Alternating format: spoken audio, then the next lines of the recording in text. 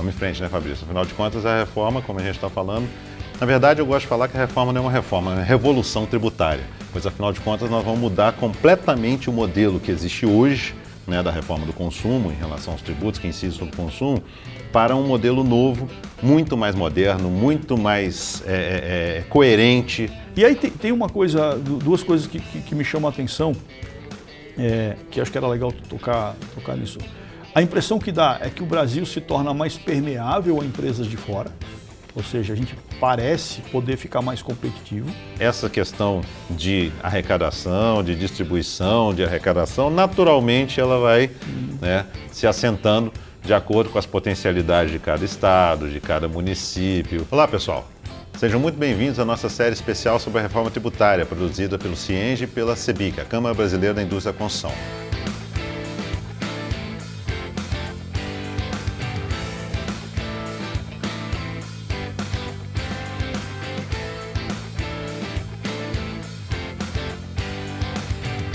Nós vamos conversar um pouquinho sobre a reforma, seus efeitos, seus impactos nas empresas e o futuro, o que será, o que nos espera aí na implementação do novo modelo tributário. E para isso hoje, estou aqui do lado do Fabrício Schweitzer, e nós vamos conversar um pouquinho sobre esse assunto. Olá, Fernando, obrigado pelo convite pessoal do CIENG, da CEBIC.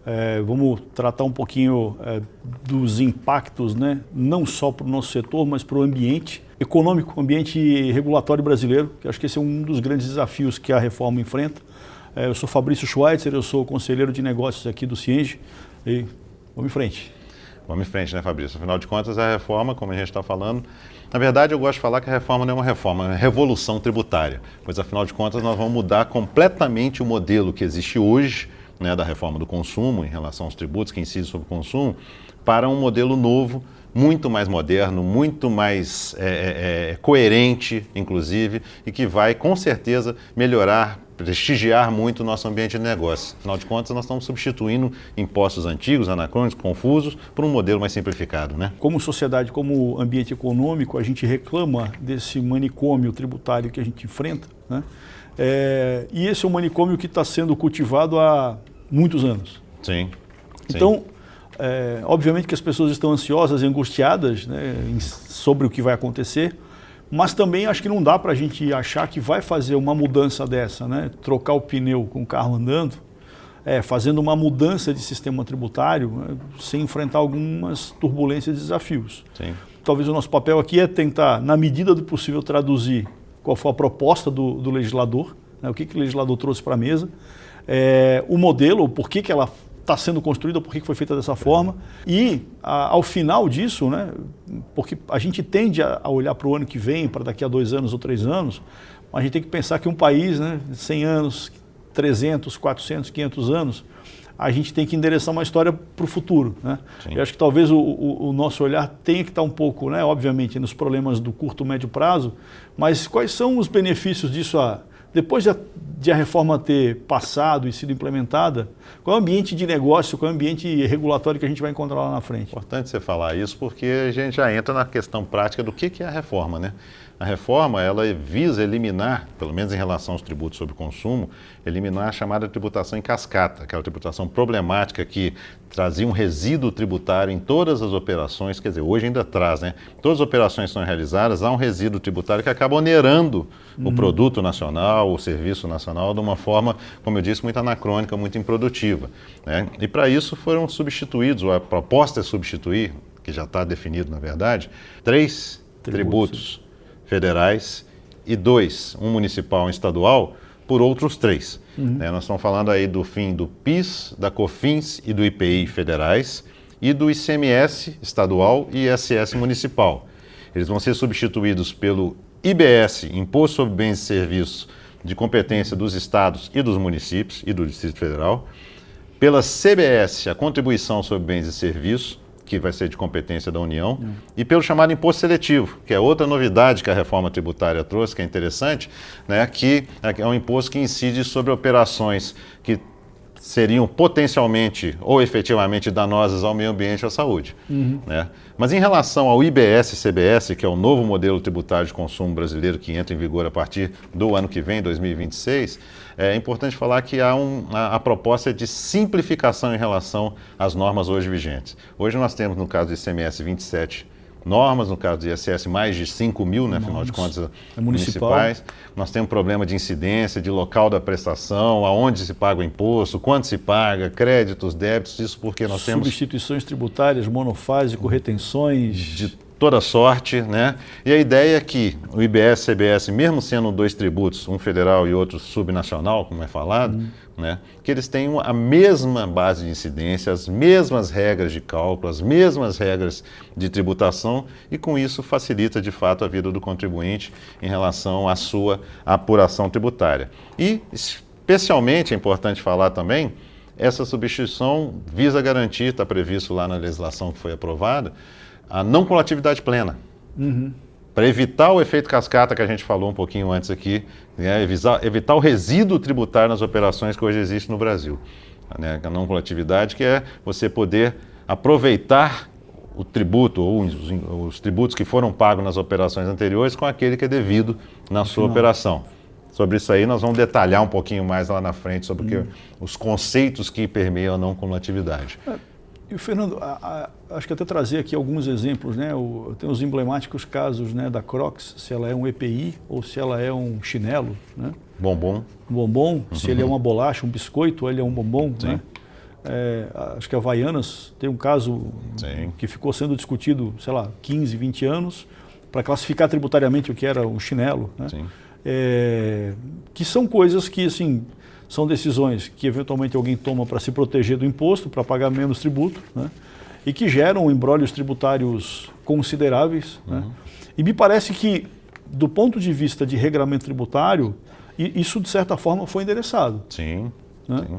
Né? Você falou aí da questão dos produtos, né? Tipo as sandálias, o bombom, o biscoito wafer, o que for. Hoje, por exemplo, a incidência do IPI, Imposto sobre Produtos Industrializados, que na verdade não vai acabar com a reforma, todas as suas alíquotas vão ser reduzidas a zero, exceto daqueles produtos que são produzidos na Zona Franca de Manaus, né? Questões lá em relação aos benefícios que são cabíveis à região. O cálculo de IPI é feito por produto. Então, o empresário, o industrial, que ele vai fabricar um copo, ele vai ter que analisar dentro da nomenclatura comum do Mercosul, do MCM, qual que é a classificação fiscal daquele produto. E com a classificação fiscal, aí ele vai para uma outra tabela, que é a TIP, a tabela de incidência do IPI, né, para determinar qual que é o percentual aplicável. Então, detalhes como a classificação com biscoito, bombom, ou EPI, ou óleos calçado. E lubrificantes, que também é uma outra coisa que dá muita confusão. Eu venho do mercado de concessionária, e aí você tinha classificação de IPI, óleos e lubrificantes de um jeito, e o ICMS classificava de um outro jeito. Então, para vários casos, eu tinha um tipo de apuração do mesmo produto numa categoria no federal e outra categoria no estadual. E isso acaba expondo, né, o empresário brasileiro, né, o setor produtivo de serviços a uma insegurança muito grande, né? Hoje o contencioso tributário brasileiro é muito grande justamente porque as regras são confusas. Né?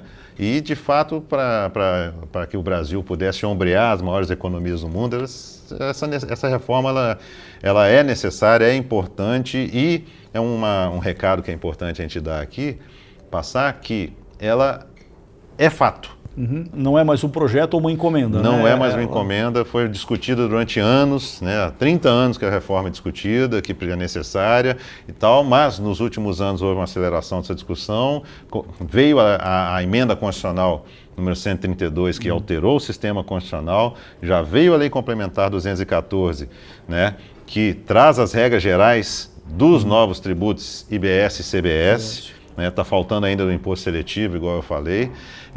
Já estão sendo discutidos, ainda estão sendo discutidas, na verdade, no Congresso Nacional, o projeto de lei complementar número 108, que trata do comitê gestor e do IBS e da fiscalização da CBS, como é que vai ser feita do ponto de vista da fiscalização, as regras infraconstitucionais, os regulamentos, as instruções normativas, as recomendações já estão sendo estudadas hoje pela Receita Federal e em boa parte pelo Comitê Gestor do IBS-CBS. O fato é que Reforma é necessária, é importante, mas como você disse no início, né, aprender a dirigir com o carro andando ou a voar, a pilotar com o avião voando, é importante, vai demandar das empresas uma mudança de cultura e uma preparação muito grande. Então eu acho que, inclusive, esse é um dos propósitos dessa nossa conversa aqui, dessa nossa série de conversas que teremos ao longo do tempo aqui, de passar um pouco para as empresas do setor da construção e do mercado imobiliário quais são os impactos dessa reforma nos seus negócios no dia a dia. E acho que assim, tem muito, a gente ouve, né? Tem muito o sentimento de quem está dentro de um segmento, do setor, tem muito o sentimento do impacto no seu setor, né? Mas acho que nessa primeira fala, vamos tentar abstrair um pouco a conversa de falar de imobiliário, né?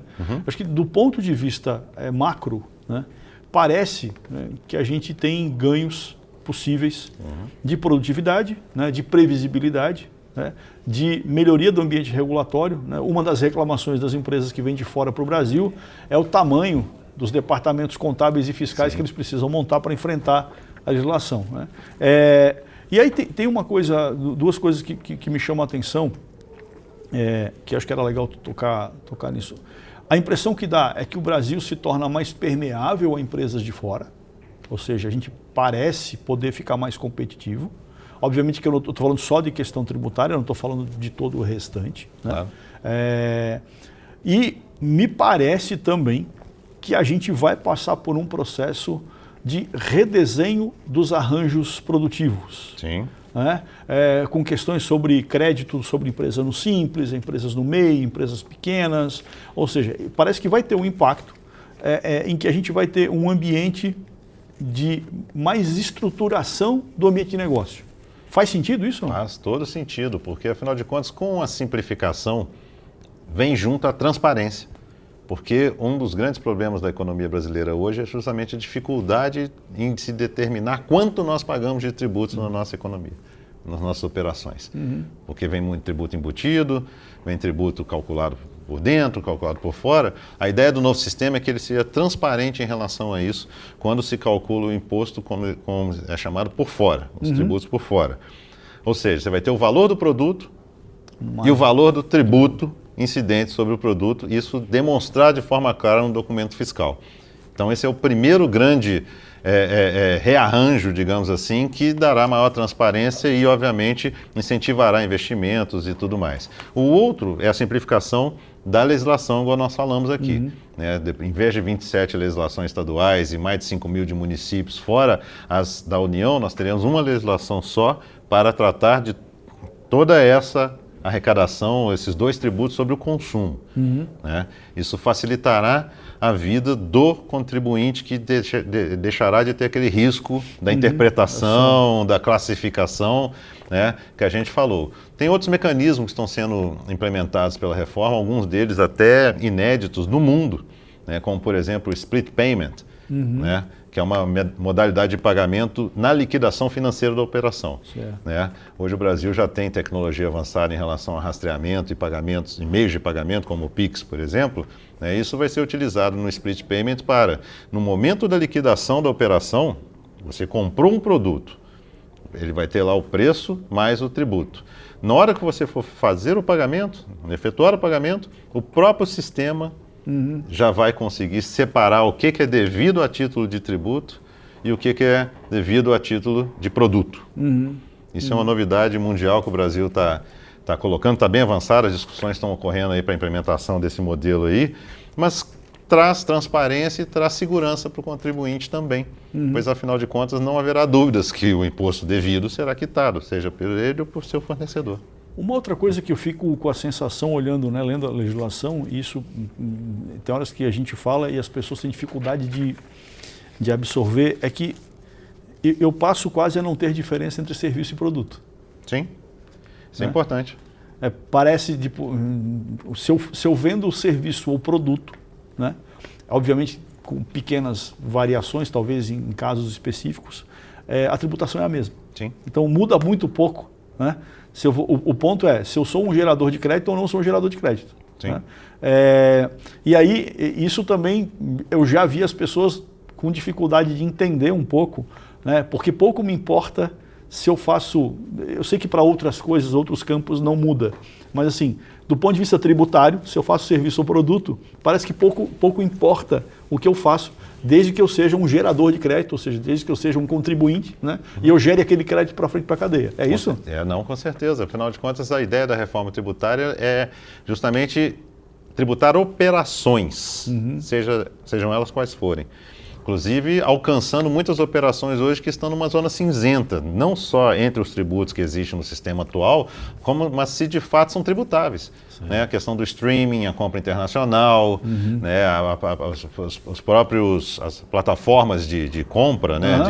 Online, sim. Quem que é o contribuinte, para onde é devido o tributo, esse tipo de coisa vai acabar com a reforma. Porque afinal de contas você vai pagar um boleto, vamos simplificar aqui, né? A discussão. Você vai pagar um boleto e o próprio sistema vai definir para quem é devido aquele tributo, de acordo com os critérios determinados pela legislação, e o contribuinte não vai ficar mais preocupado, ou precisar se preocupar se ele é devido ao município de Florianópolis, ao estado de Santa Catarina, de São Paulo, do Rio Grande do Sul, de onde for.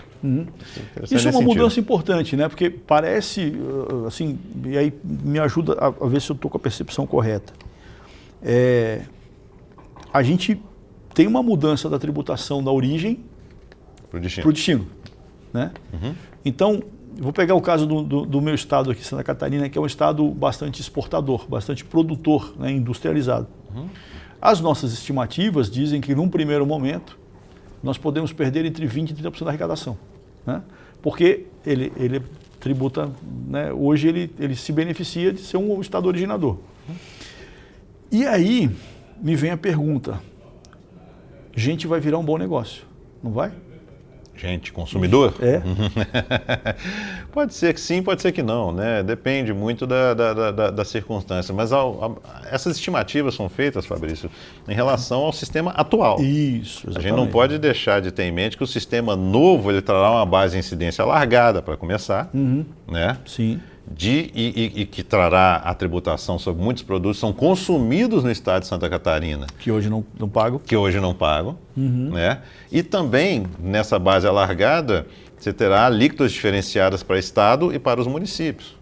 Né? Então, não haverá, por exemplo, sobre algumas operações que hoje são tributadas somente pelo ISS, pelo município também, elas passarão a ser tributadas pelo IBS, que terá uma destinação para o estado de Santa Catarina também. Certo. Né? Mas, nesse sentido, seria uma resposta relativa à sua pergunta. Mas, de fato absoluto, o estado que tiver mais consumo do que produção, ele tende a ser beneficiado na arrecadação, considerando essa lógica de tributação no destino. Né? Então, gente seria um ativo importante e interessante, né, para a arrecadação dos entes, né, tanto Estado quanto municípios. Eu estou falando isso porque assim, o Brasil passa por o Brasil entrou na curva de declínio populacional, né? Então a gente começa a ter uma coisa que não estava no nosso radar até pouco tempo atrás, que é encolhimento de população. Isso começa a entrar agora no radar de alguns estados e municípios, né? Então, esse cruzamento entre a matriz tributária e a migração ou o nascimento, né? Ou seja, a demografia do país, ela passa a ser alguma coisa relevante para quem está olhando. Se eu fosse hoje um governador ou prefeito, eu estaria olhando para esse tema. Não, com certeza. Mas o fato é que, mesmo com essas questões, no fim do dia, nós temos aí um saldo positivo, sabe, Fabrício? Acho que nós teremos um saldo positivo. Como eu disse, eu entendo que a reforma tributária, insisto nisso, ela colocará o Brasil ao lado das grandes economias do mundo, trará uma tributação mais racional, mais justa, e essa questão de arrecadação, de distribuição, de arrecadação, naturalmente ela vai, né, se assentando de acordo com as potencialidades de cada estado, de cada município. Acho que assim, os governos, né, vamos falar assim, vão se preocupar não somente em relação à questão do benefício fiscal, mas também em condições de negócio, né, em ambiente de negócio favorável para a atração das empresas, e acreditamos que isso aí vai dar um salto de produtividade muito interessante. Isso antes estava muito baseado só no benefício tributário, né, só na isenção tributária, né? Ou seja... Muitas vezes sim, muitas vezes sim. Fato é que, né, para encerrar aqui, a reforma tributária é um primeiro passo, eu acho, de uma série de transformações que virá na economia brasileira, sabe? No sistema tributário e na economia do Brasil. Por quê? Porque ela induzirá também outras transformações, não somente no cálculo dos tributos, né? Na forma de produção, na organização das empresas, na formalização dos negócios. Isso tudo vai nós teremos impacto nessas circunstâncias. Por isso mesmo é importantíssimo, insisto, já falei, falo de novo e falo mais uma vez, importantíssimo as empresas desde já entenderem e se prepararem para esse novo modelo, não é isso? Bons contadores, bons tributaristas, estudar bastante, simular bastante, né? Começar a entender o impacto da dinâmica da reforma tributária no teu negócio, né? Eu acho que tem um ponto importante que as empresas vão experimentar, que é uma mudança na cadeia logística. Sim. Né? A logística hoje é muito desenhada a partir do desenho tributário. Sim. Né? Então acho que a gente vai experimentar um mundo um pouco diferente, um pouco mais eficiente talvez. Né? A logística vindo mais para perto do negócio, né? Hoje tem muito esse viés da logística que chama de logística tributarista, né? Sim. Acho que esse é um ponto importante. Então, eu tenho dito que o mundo morreu em 2024 e nasceu em 2025, porque a gente tem IA, reforma tributária, temos um rearranjo geopolítico. Então, cara, a gente tem um mundo diferente, um mundo que acho que demanda mais estudo. O que a gente vai tentar levar aqui, acho que é isso, né? Levar mais informação. Exato. Para as pessoas poderem se preparar e enfrentar isso aí. Essa é a ideia. Por isso mesmo, o objetivo da nossa série é justamente esse, levar informação para que você, a sua empresa, possa se preparar melhor, entender o novo modelo e, como disse, se preparar melhor, estar preparado para a entrada em vigor da reforma tributária, que será a partir de 2026 até 2033. Vamos detalhar isso nos próximos episódios. Por enquanto, eu quero agradecer aqui a nossa conversa, Fabrício, e convidar você a continuar acompanhando nossa série nos nossos próximos vídeos.